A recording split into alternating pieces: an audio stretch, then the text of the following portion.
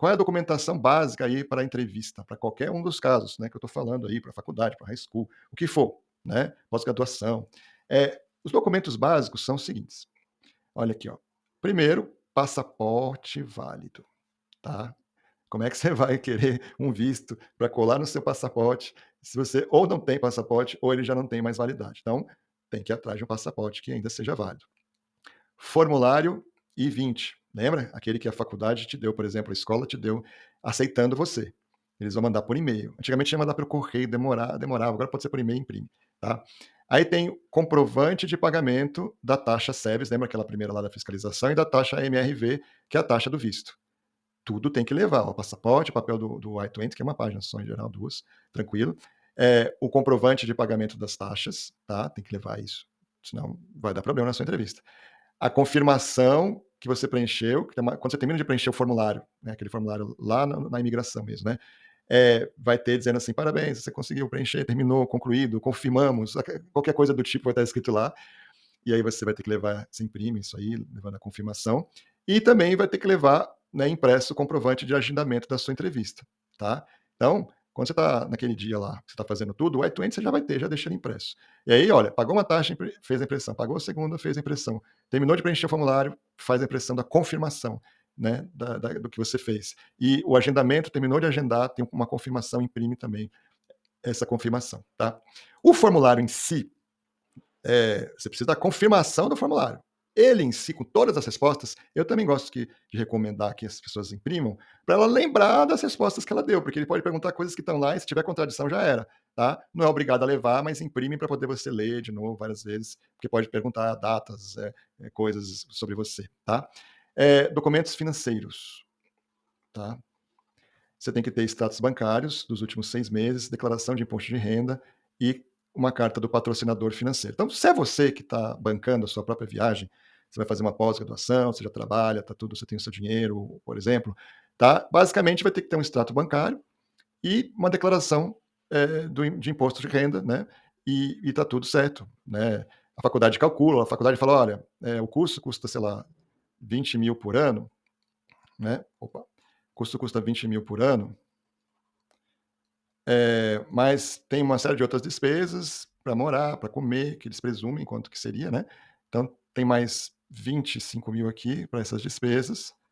Então você tem que comprovar que tem 45 mil na conta corrente, tá? 45 mil dólares, tá? Na conta corrente. Você tendo isso, está aqui o extrato bancário, mostrando que é um dinheiro que você tem ali. Pode ter crescido durante o tempo, mas tem que estar claro que é um dinheiro de origem lícita, né? Então, por isso que o extrato bancário é importante. Pode ser só o último? Pode ser o mais recente, não tem problema. Mas, se possível, for uma aplicação que já tem algum tempo, pega os statements, né? Aquele que recebe todo mês em casa, ou imprima, né? Quando recebe pelo computador, lá pela internet, e leva. Tá? Mas se for só um extrato mesmo, também tá ok, desde que seja o valor adequado. Ah, mas eu não tenho esse dinheiro. Não tenho, é muito dinheiro, eu não guardo dinheiro. Tá? Então, vai ter que arrumar um patrocinador. Então, uma pessoa que vai escrever uma carta dizendo que vai pagar para você, e que ela vai ter que mostrar os extratos bancários dela, ela vai ter que mostrar o imposto de renda. Ela não vai lá, ela te dá e você mostra. Tá?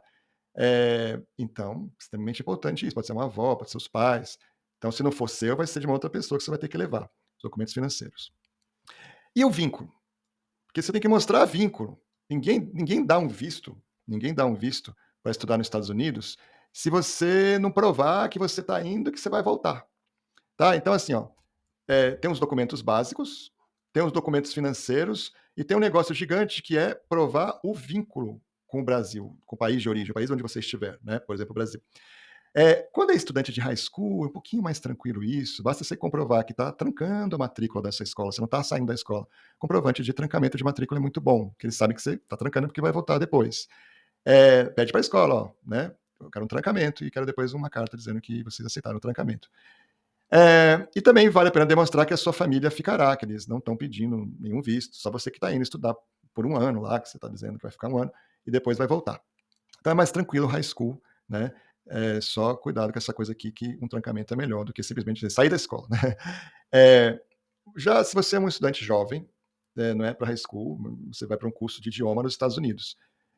Aí é bom que você tenha um comprovante de matrícula numa escola ou numa faculdade, né, no seu país, ou um trancamento, alguma coisa, e demonstração de que a sua família vai ficar no seu país. Aí se demonstra vínculo, porque às vezes você está no meio da faculdade, quer fazer um curso, se você saiu da faculdade vai ser encrenca, é melhor você pedir um trancamento para esse curso, ou fazer um curso eh mais curto.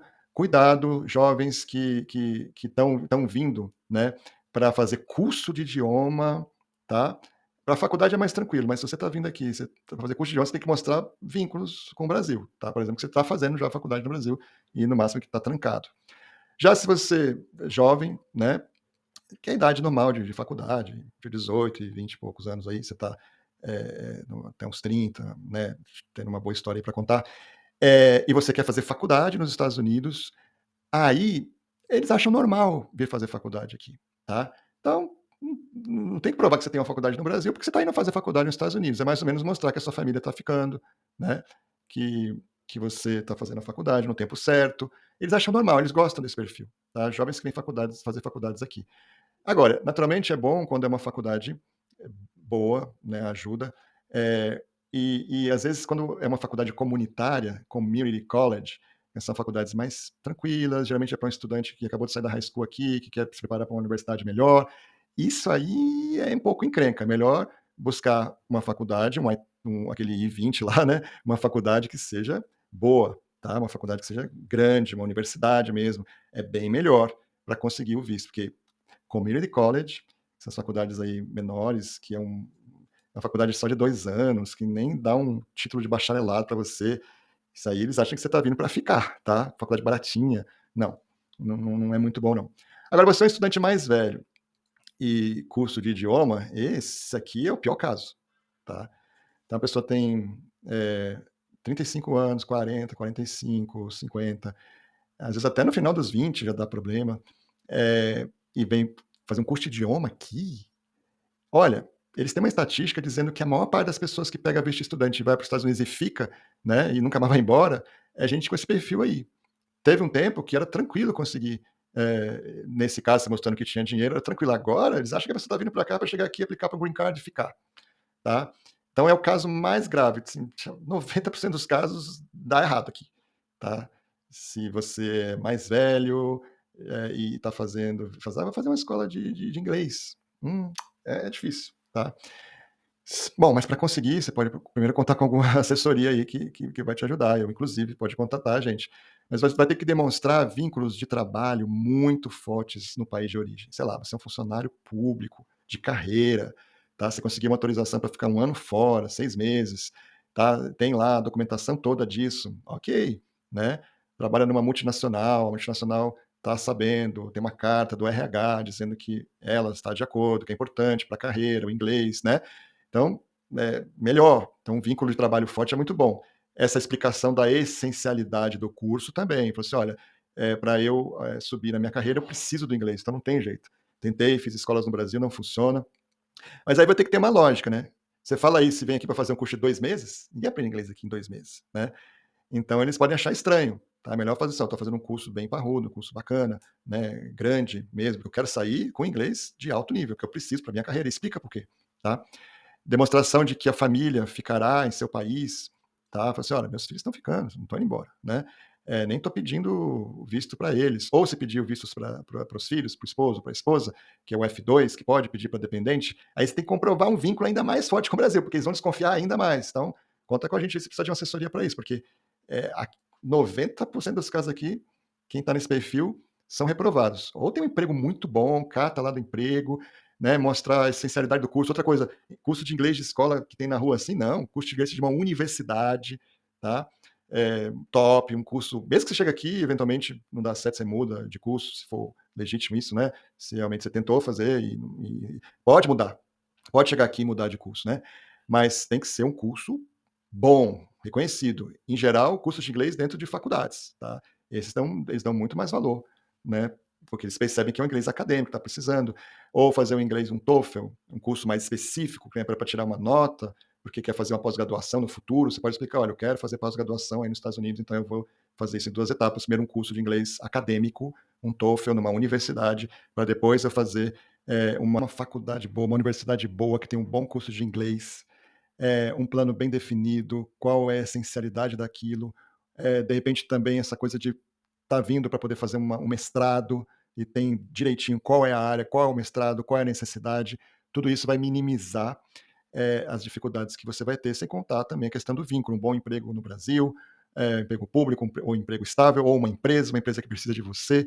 Tem várias formas de comprovar isso e falar: olha, eu tenho vínculos fortes, tá? E eu tenho a necessidade de fazer esse curso, eu estou fazendo uma instituição de primeira linha, ok? E meu projeto é esse, tudo muito claro.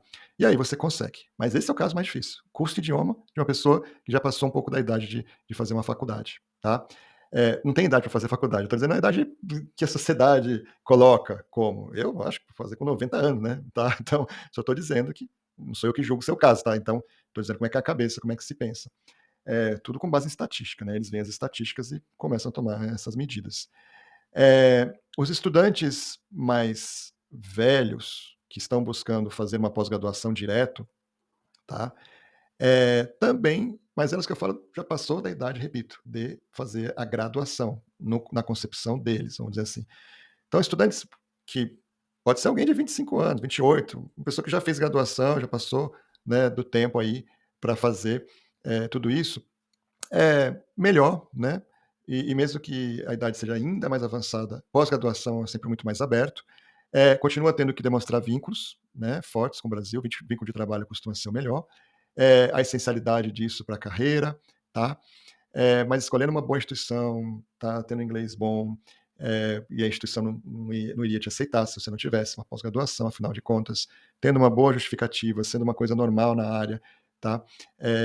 Você vai conseguir o visto. Pós-graduação, quando eu falo graduação, é mestrado, essas coisas, tá? Ou alguns cursos de certificação que tem natureza, parecido com o mestrado aqui, tem uns bem fortes, Graduate Certificate, tá? Também você poderia conseguir. Outros documentos aqui comuns para demonstrar vínculo certidão de casamento, nascimento de filhos, para dizer, olha, eu tenho filhos, né? Vou deixar meus filhos no Brasil. Estou indo sozinho e vou voltar, tenho filhos menores, né? Se você tem empresa CNPJ ativa de empresas e notas fiscais recentes da empresa, explicar qual é a sua posição dentro da empresa, o que você faz, como é que você vai conseguir ficar 6 meses sem trabalhar nessa empresa. E cuidado, você não pode falar, não, eu trabalho à distância. É proibido trabalhar aqui nos Estados Unidos, quem é estudante, a não ser nos casos autorizados, mesmo que seja um trabalho para o Brasil. Se você falar isso, morreu o seu visto. Não pode trabalhar aqui, mesmo que seja uma coisa sua e do Brasil. É meio doido, mas essa é a regra, tá? Então fala, não, eu vou trabalhar à distância. Não, eu falo assim, não. Tem pessoa que vai ficar responsável por mim, por meu irmão, ele vai tocar a empresa por esse tempo, né? Então, por até tantos meses que eu tenho que eu ficar nos Estados Unidos, tudo bem para mim, isso é seguro, mas eu tenho que voltar, tá? Então, tem que ter uma explicação que não seja, vou trabalhar à distância. Tem gente que não sabe falar isso, não sabe depois por que teve o visto negado, tá? Se você tem um emprego, uma carta do empregador, né, dizendo que está ciente, pede lá para o RH que eles fazem, tá? E contratos que você tenha, contratos de longo prazo, né, dizendo, olha, eu para daqui a 6 meses, quando eu estiver já voltando, eu já tenho um contrato acertado, então eu vou ter que voltar de qualquer maneira, tá? Escrituras de imóveis, é um vínculo muito bom quem tem imóveis, trabalhos comunitários que você faz, né, numa igreja, ou num bairro, ou na comunidade em geral, participação que você tem em conselhos, tá? São coisas que ajudam a mostrar vínculo. Tem muitas possibilidades aqui. E aí as dicas práticas para a entrevista, né? Primeira coisa do seu comportamento, você tem que ser uma pessoa bem clara, né? Objetiva, honesta, olhe nos olhos, tá? O americano gosta quando você olha nos olhos.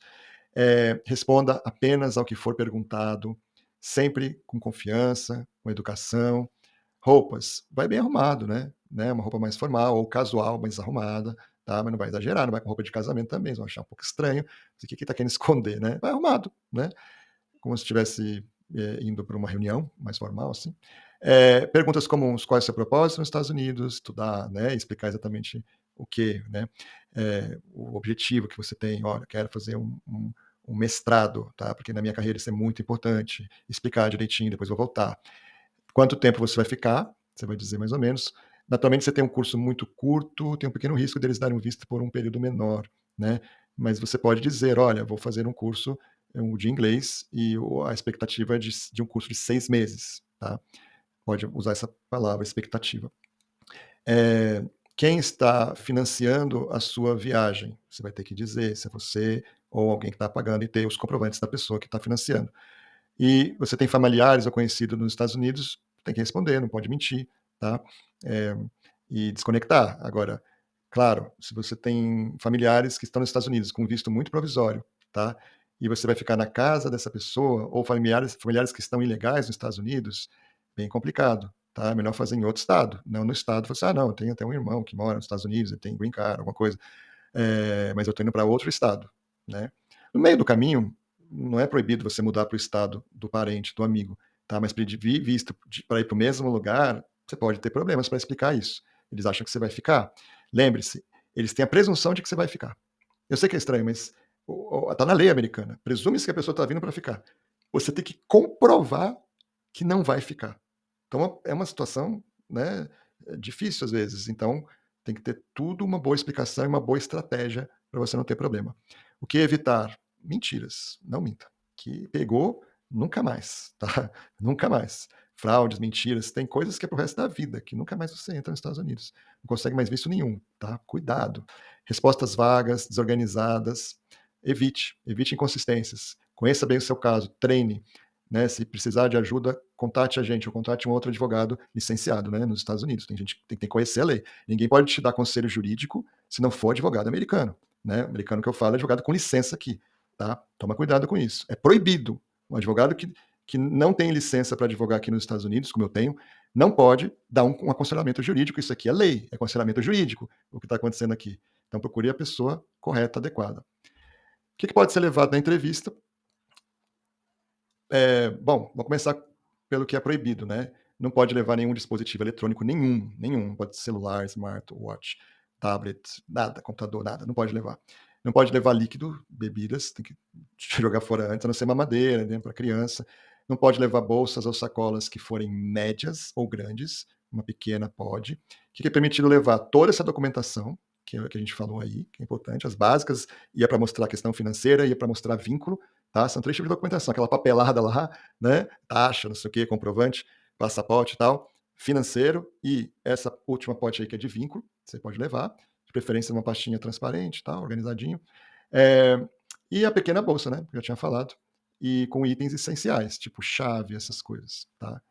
Dinheiro, cartão de crédito, tudo bem, né, dentro dessa bolsa.